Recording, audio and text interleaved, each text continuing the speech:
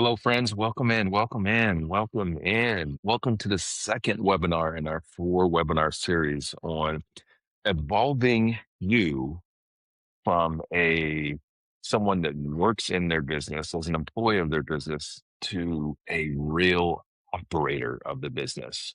Okay, so that's what we're doing over these next 4 weeks. You guys will probably notice that today's session is starting early. So we've been doing this. We started last week, and by the way, if you not see last week's webinar, everything is connected, right? Everything is designed to be a flow. So this is a learning track. You can go to um, beyond.billion-dollar-agency-blueprint.com right now and check out the first week's webinar. Okay, so we'll be doing this every single week for the next 4 weeks. So today's webinar is about building a business worth buying. So this is just the next and the evolution of this conversation. And we'll continue over the next couple of weeks here. Got 2 more weeks of webinars. All these webinars are live on the website. After, of course, we record, all of them will go live on the website. Also on our Substack community and briefly on LinkedIn Live as well. So right now we've got folks joining us from LinkedIn Live. We've got folks joining us from Substack. And I want to welcome all you guys in.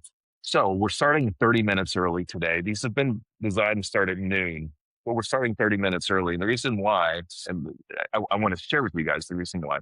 So this whole concept about building a business that is scalable and that is something that is an appreciable asset that hopefully someday that you can either sell or you can pass on and all those sorts of things is all about building legacy, right? At the end of the day, that's what it's about. We're building something that is an asset that is part of our legacy or whatever, again, so we can either sell it for a nice multiple, or we can pass it on to our kids or other family members. So we're starting 11:30 today, 7 noon. And the reason for that is I have an opportunity um, to spend some time with my legacy. Because at the end of the day, for those of us that are parents, that's what it's really all about. Well, it's really all about. That's why we do these things that we do. And so I have an opportunity to spend some quality time with both of my kids, and I'm going to seize that. And I'm sharing that with you all, not because I need any kudos or anything. I'm sharing it with you before we have this conversation because I want you to never forget why you're doing it. I want you to never forget what's the most important thing.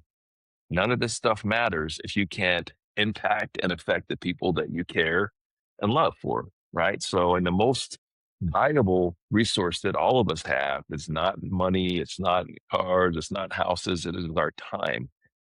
So make sure that you invest your time wisely. That's part of what we'll be talking about today, and what we're talking about throughout this track is how you get your time back, how you create a business, how you create structure in that business to where, again, not only is it an asset that continues to grow, but it gives you back time. I was meeting with a founder just yesterday, and this was just an impromptu conversation that we had. And this founder has a challenge as they are looking to scale their business and add another location.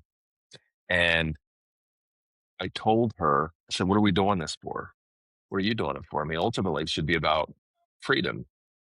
That's what it's about. So as you're thinking about scaling and growing, what is it that's driving that? Is it this ego? Or is it going to allow you to be in a better position to where you can get time back to spend with your kids and that sort of thing? And for this particular entrepreneur, that's one of the things that through scale, fortunately, the way their business is set up, through scale is going to allow them to get more time back. It's harder at the size that they are right now. Anyway, so that's why we're starting a little bit early. But now that we're here, again, welcome in. Let's get into it. So we're going to go ahead and let's launch the deck really quick here. This is why I need a producer on this stuff. Anyone wants to produce this? Produce my webinars? In fact, hey, put that out there. Anyone wants to produce my webinars, let me know. Okay, let's get into it. So what we're talking about is building a business worth buying or worth keeping, right? That is the topic of today's webinar and conversation. So before we get into this week, let's go back into last week. Last week, we did some diagnosis, right? And for those of you that did not see that webinar, again, it is live on the website beyond, like it says right at the bottom, beyond.million-dollar-agency-blueprint.com, where you can check out that webinar. We also dropped a tool for you, right, that you can use for diagnosing your business. And this webinar, we're doing the exact same thing. Every single webinar, we've created a tool to help you in your journey, to help you to understand exactly where you're at. The overwhelming theme that you're going to see in all this, and this is really a continuation of the Million Dollar Agency Blueprint course, which is out at million-dollar-agency-blueprint.com. Right now, that is 50% off. So you guys know at the end of the month. So those of you that have not taken advantage of that course. But what I wanted to do is to create a course or to create some instruction that takes you beyond that. That course is designed to provide an operating system to help people to build their successful business with templates and SOPs and structure and all these things that are necessary. But I wanted to do this to take you beyond that. You've got the operating system in place, right? So now what? How do we get past those barriers that a lot of us hit in our business? For a lot of us, it's around that $1 million revenue mark, right? How do we scale? How do we take it from a lifestyle business? How do we take it from a owner operator to an operator business? And a lot of that is mindset and philosophy. So that's what you'll be seeing throughout this is this continuing theme of mindset shift. All right. So again, you can go back to the website beyond $1 million-dollar-agency-blueprint.com right now, and or after this one, watch the previous webinar, get access to the tool from week one. It's there. It's all free. It's all there for you. All right. One last thing, replay won't go out tomorrow. It'll actually go out today. So replay will be available today, later today. So let's talk about business being worth buying is the same as business worth keeping. What that looks like. What that looks like is options. What we're trying to do throughout this is create more options.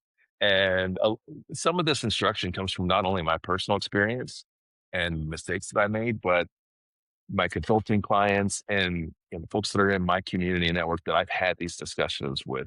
And so ultimately what you're wanting to create is an environment where you have as many options as possible, right? So when you get to the certain point in your business, you have that opportunity to be able to sell it or pass it on, whatever, and it will stay whole. I forget what the number is. I'm sure some of you guys will probably tapped into this, but the number of the failure level of businesses when they go to the next generation. Yeah, I think the assumption is always that, it's because the next generation doesn't have the same whatever. I don't think that's true.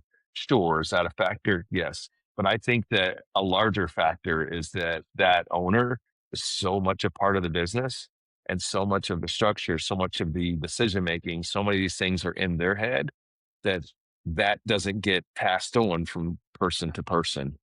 And so by taking some of the instruction that we're talking about and some of the philosophy change, that helps you to create an environment where now you have more options, successful options to be able to choose how direction you want to go in your business. We're trying to, what I want you to do is to embrace the shift from operators to operator rather, and not owner operator. Right? Owner operator, and for those in technology consulting sales, this is what we see all the time. These are what we would call lifestyle business, right? That owner is checked into every single part of the business. And I want you to think, if you step away, like fully step away for 2 weeks, does the business operate? I mean, like not, hey, I'm on vacation, but I'm doing emails at night and no, like you are out for 2 weeks on a desert island. No one can get in touch with you. Does your business take a hit? That's kind of like the first test of understanding whether you are an owner operator or an operator. So, and also the last thing is a shift to asset, not just income, right? If you stop doing the work that you're doing is that asset continuing to compound, or does it start to disappear because the revenue starts disappearing because you aren't directly involved? These are things you have to be thinking about and determining whether you are creating a business or building a business that is going to truly be a valuable asset that can be, it gives you this sort of optionality that we're talking about. All right, so we're going to get into 5 pillars that I believe that are important um, in determining whether you're building your business the way that you need to be building it. And all these pillars are tied to value and valuations. So when someone is looking to buy your business, potentially these are the things that they're looking at. So we're going to talk about the things they value, and we're going to talk about the things that are going to discount that value. So first, the values, recurring revenue. So a lot of you guys that are in technology sales, consultative sales, SaaS sales, you're building recurring revenue. That's good. It's fantastic. For a lot of you, fortunately, that's like the very best. See, all these other things you're missing. So you have the recurring revenue piece. Cool thing about that is you're building something that a book of business that could potentially be sold. But where a lot of people are missing and falling short is that they may be building that book of business, but the business itself doesn't have any value because you are the business. Why? Well, you don't have documented operations. You don't have a team that owns outcomes. I don't mean just people in place. Sometimes we have people in place, but we're ultimately like pulling all the strings. I mean, you don't have diversified clients and suppliers. Think about that. Even for those of you that have that recurring revenue, um, the diversification in your revenue is what's going to make it more valuable. I'm currently, and I'll just put this out there to the world, I'm currently evaluating some and considering acquiring some revenue bases from partners out there. But one of the things I have to look at in my financial model in acquiring these bases is how diversified is it? Are all of your accounts or tied to one specific type of product or one specific type of one customer or a few customers? So we're looking for diversified clients and diversified suppliers. And the more diversification that you have in that base, the more valuable your base is going to be to someone that potentially wants to buy it, like me. And lastly, are your books clean? Are your contracts clean? Right? By contracts clean, are your customers under contract? Number one, are they under contract? How long are those contracts?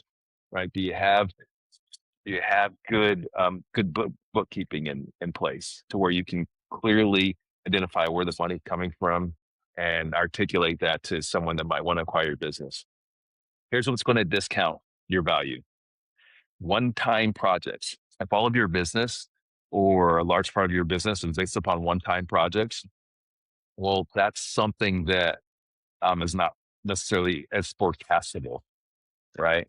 I don't know. Maybe you had a great quarter, maybe you had a great year, but next year things are changing significantly, and there's no that customer that you've sold to, and that project is coming from.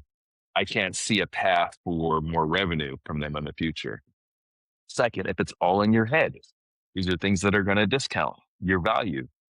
And this is one of the biggest things for so many entrepreneurs is your process, how you do things, why you do things is all in your head. It's not documented. And this third one, this is one that I was challenged with a lot. Everyone runs to you. Everyone comes to you for the answers. I used to look at that as almost like a source of pride. I'm like, I'm the guy, everyone comes to me out, and it feeds your ego, but it doesn't create a business that can grow without you pulling all the strings. And by the way, you're also capped. You're capped by your own intelligence. You're capped by your own limitations. As smart as you are, you're not the smartest person on the planet. So it caps your ability to grow. One well, one carrier. Another thing that I learned early on in my business journey in 2004 when I started RD Direct, um, about a year in, we got a well, and that well was tied to one carrier. And ultimately, what happened with that is, uh, not even a year in. As that we started to get the revenue, and that well was accounting for about 20% of the revenue early on, and they screwed over the carrier and were did some fraud or whatever, and it was to the to the to the tune of millions of dollars, and I was the odd man out. So I had no diversification of revenue. This is why I'm always a proponent for models that aren't necessarily hunting models. And let me clarify that, because elephants are, it's just a matter of perception. $1 million deal could be an elephant to you, or $10 million deal or $10,000 deal could be an elephant for you. So it's part of like adjusting the mindset and understanding that we want. I like models where we're more transactional in terms. I don't like transactional sales, but we're more transactional in thinking about the amount of opportunities and the size of the pipeline, right? So whether you're doing $1 million deals or $10,000 deals, you're always pipeline focused, right? And that way, that keeps you from being in a scenario with these wells, sort of, or the vulnerability that comes with having, a couple of wells that are effectively, the biggest part of your business. Shoebox accounting, the last. Shoebox accounting is a little something that exists a little bit less now than it used to be. By shoebox, you're talking your receipts and everything, putting in a shoebox. Now with technology, you should be getting it done the right way. Always advise people, first place to go to QuickBooks, get your QuickBooks set up, and just make sure that you're keeping it as simple as possible, and get a bookkeeper. Again, these are things that are going to discount your value. Okay, so when someone's looking at your business at some point, to potentially sell, if you're not doing those things right, it's going to hurt you, and it's also going to, all those things are going to hurt your ability to scale intelligently.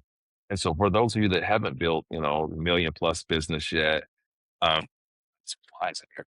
If those of you that haven't built a million plus business yet, these are things you need to be thinking about as part of your foundational structure in your business. Okay.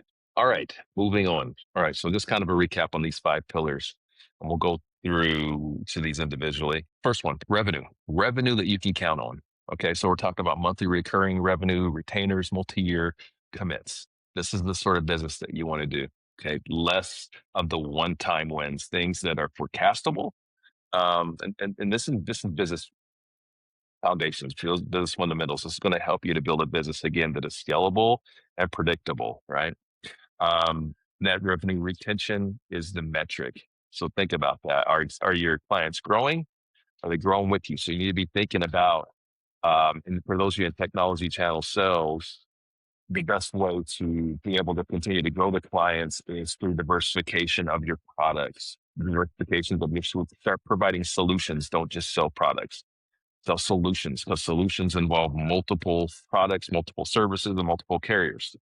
So you're building in that diversification.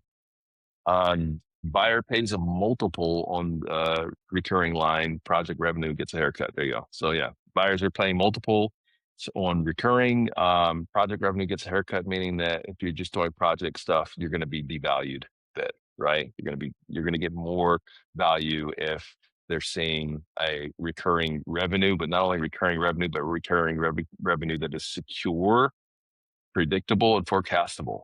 So one of the things that I see in some of the TA revenue out there, and it's been a challenge for me as well, but is having a mechanism in place to make sure that your renewals are getting taken care of, that the revenue is being secured. And it's not just on autopilot, right? So you got to be thinking about that. Do we have a mechanism for renewals and for upgrades? A lot of times we're looking at just the front end of the process, get the deal, we're feeling great about it, but we need to make sure that it's secure, and we need to make sure that we're getting that customer is growing with us. Otherwise, it's going to be declining. Even in a renewal situation, typically when a customer is renewing, they're not renewing for the same price, right? They're renewing for less. So diversification is super important. And that multiple is going to be definitely a major determining factor when someone's looking at buying your business in terms of determining whether you build a successful business and you're getting higher valuation and getting a higher multiple. A team that owns outcomes. Okay, think about that. Are you are you a solopreneur that owns all the outcomes? I'll put you guys on game. So when I built my first um, bigger company, RD Direct, had a lot of headcount. And we built it this way, right? Outcomes focus, people owning outcomes, people not just only owning outcomes, but being involved in the outcomes. Here's the advantage that pardon me, that you have in 2026 that I did not have in 2004, 2010, and 2015, is that you can take advantage of the gig economy. I don't even know if we're calling it that anymore, but whatever the hell we're calling it, you can take advantage of this breadth of talent that's out there on platforms like Upwork, and start hiring people to do specific things in your business. Not just hiring people, but you're hiring very talented people with more experience in those particular areas. But it starts with understanding that you have to get things out of your head. Your operational stuff has to be out of your head. This is in the $1 Million Agency Blueprint. We're teaching all of that, structure SOPs and all that. But you got to get it out of your head. The actual task and things that you're doing right now to operate your business. And then you can take those tasks, you can take those SOPs, and you can go hire very talented people and pay them for a fraction of their time. So where I say that you have an advantage that I didn't have is that 10 years ago, I had to go hire somebody and pay them a salary for 40 hours a week. And because I was a small business, the person that I could afford to pay 40 hours a week is not the same as my competitors that were very well funded. I had to pay somebody that was aspirational, someone that was checking the boxes in terms of like culture and ambition, but they usually didn't have the skill sets, all of the skill sets, or just a fraction of the skill sets. So I had to develop them, right? So it was a bigger investment in time and financial resources. Now in the current environment, if you've done the work to create your structure, create your SOPs and all, now you can go to platforms like Upwork and hire people specifically to do that and pay them very well for a fraction of their time, because now the most talented people out there, they don't need 40 hours to get 40. You don't need to pay them for 40 hours to get great work. You can pay them for 5 hours. You can pay them for 10 hours. You can pay them.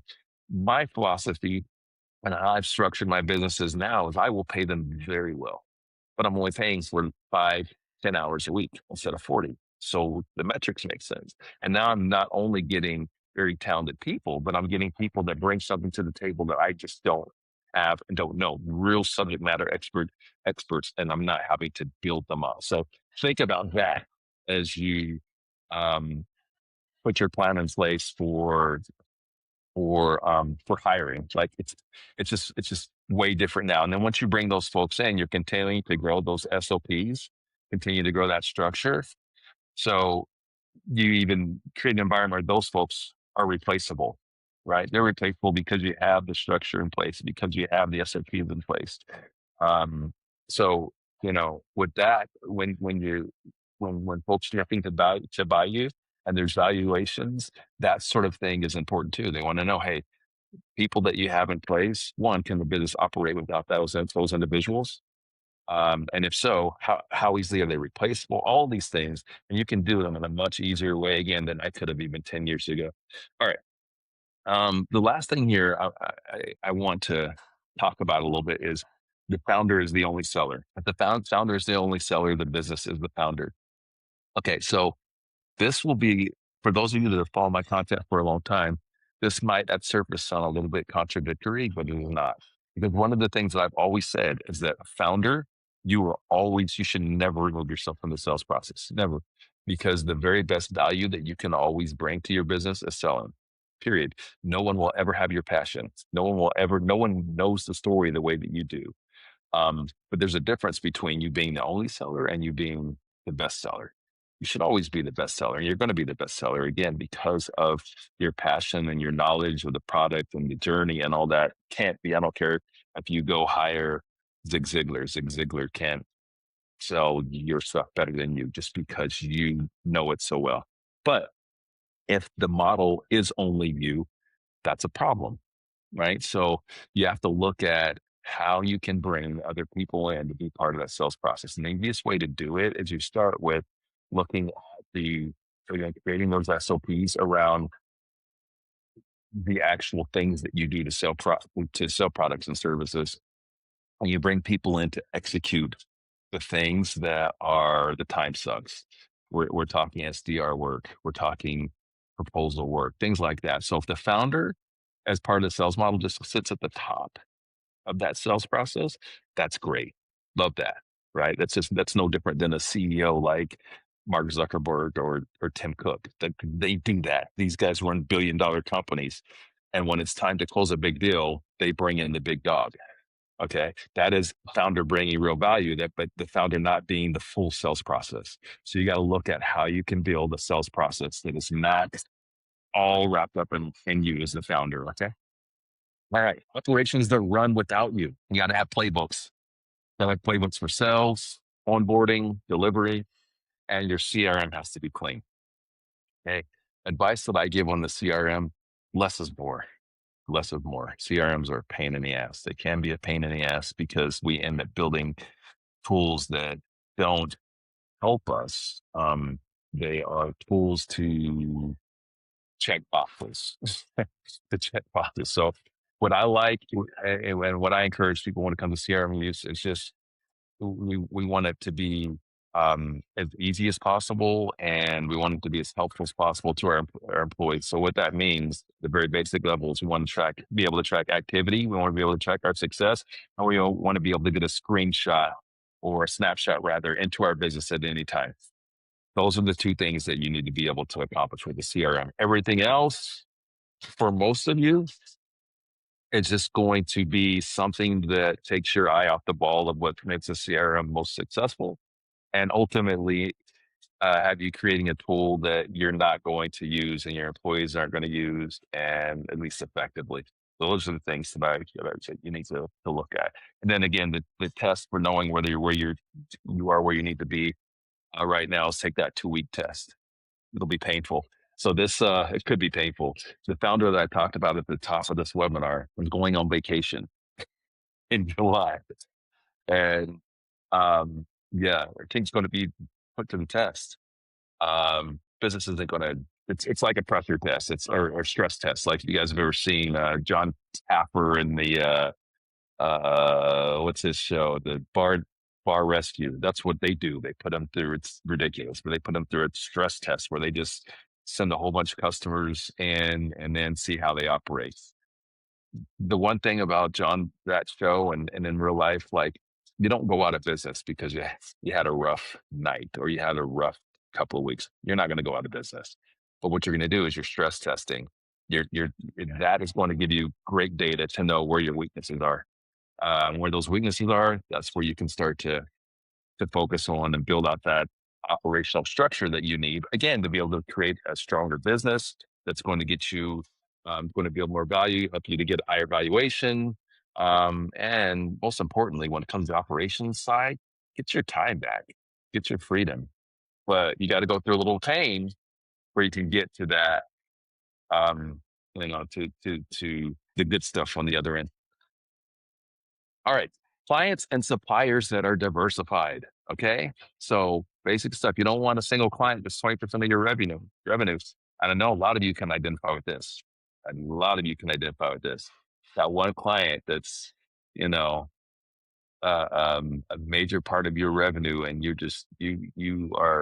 causes you stress and anxiety. What I learned through that first customer that was that massive one, I learned that the amount of time and effort and resources that we put into that customer, sure, we made profit, but there was so much stress, and that it really wasn't worth it for me at the end of the day as a focus on my business model, because those clients also tend to be super high maintenance. And so for us, we made a decision to go down market for us at the time and create more client diversity, to where one, if I lost a client, it wasn't the end of the world.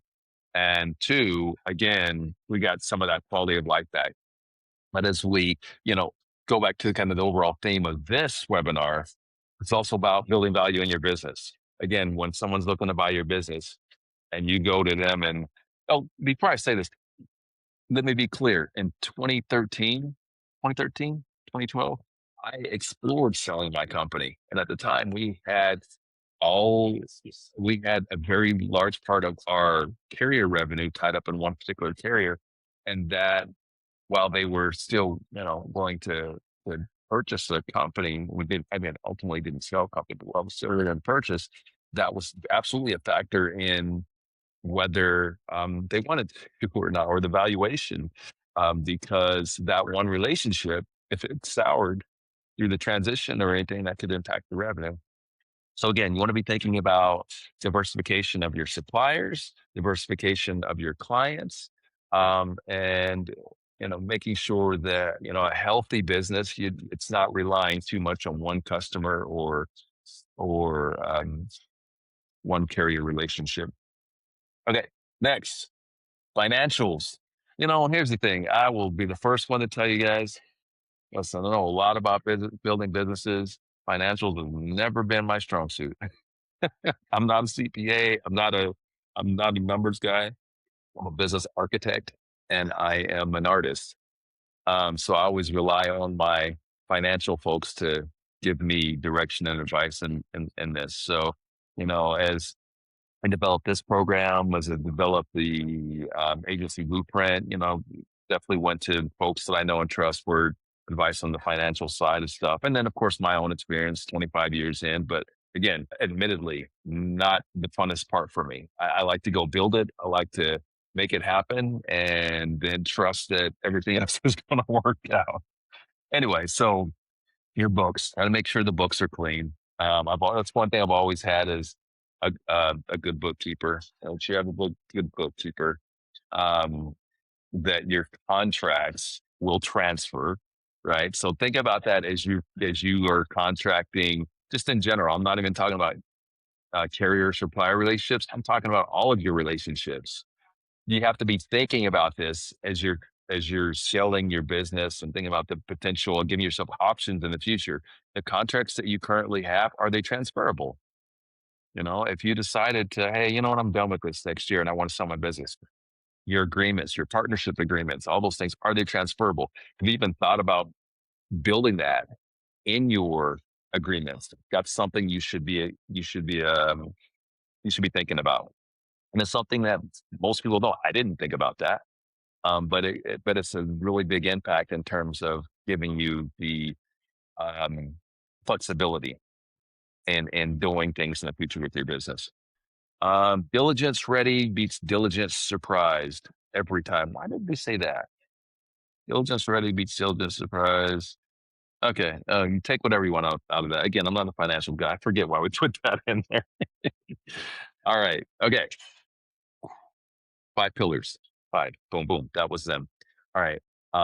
You can go back through this at your own time, whatever, but these are the 5 things that you need to be thinking about. These are 5 pillars that you've got to be taking into consideration and building and scaling and growing your businesses. Again, to give you the most options, give you as many options as possible when it comes to deciding to either sell. So your options are, when I say options, let's give you options in terms of what you can do with your business, but also it helps you in terms of building more value.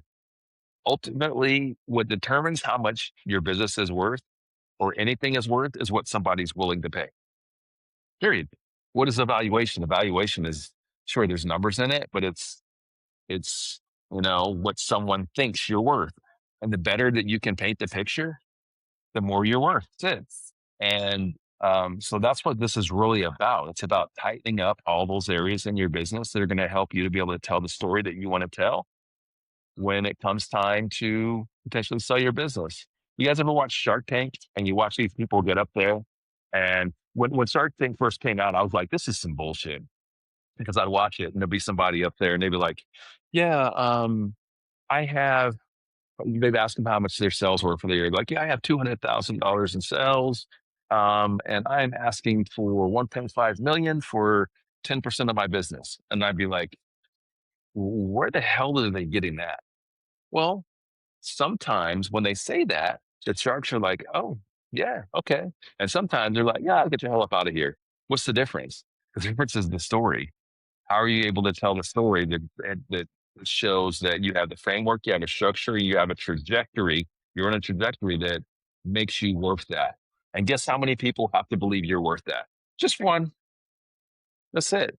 I mean, I have plenty of friends that have tried to sell their companies that have sold their companies too. And they'll be the first ones to tell you that you only need one. You only need one company to think that you're worth whatever it is you're worth and pay you that. So the better you can tell that story, the better that you're setting up your company to be able to tell that story, the better for you. You could be someone that has $1 million business and end up getting a $10 million valuation. Someone want to buy your business for $10 million, or someone wants to buy your business for $3 million. Like, it's all of these things that we just talked about today. That's the difference. Like, the revenue's the same. You got two people that have $1 million business. What's going to determine whether one person gets 10, $15 million, and the other one gets $3 million, or no offer? It's the story, the pillars.